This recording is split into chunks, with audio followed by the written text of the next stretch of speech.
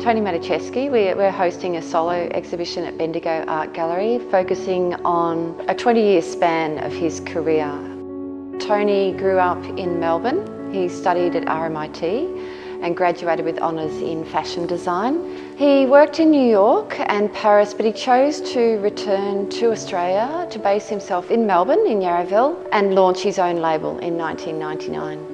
It's fantastic we have a designer of Toni Maticevski's stature choosing to base in Melbourne. Bendigo Art Gallery has been interested in the work of Toni Maticevski for a number of years. Our director floated the idea with him in 2012 at the Melbourne Fashion Festival, and Toni thought he might be interested in a solo show. Since then, we've included his garments in a couple of exhibitions, group exhibitions that we've hosted. But there's always been on the agenda the idea that we would curate a solo exhibition. I think everyone admires Toni's drive. Anyone who's met with Toni talks about what a remarkable individual he is. He's very understated and elegant, I think. He's also great fun and very unassuming. So for someone so talented, he's actually been so delightful to work with.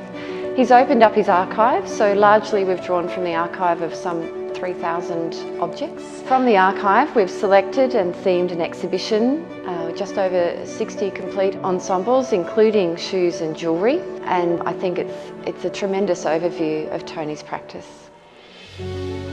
Dark Wonderland, I think the title of the exhibition hints at the kind of experience that the visitor will have. Toni's works, of course, on face value are very beautiful, very elegant garments. There's a grittiness, an edgy sort of quality, quite contemporary, and that threads its way throughout the exhibition. The exhibition is displayed thematically, so the visitor is introduced to the work of Maticevski in the first room, and there's a spectacular runway piece accompanying those garments.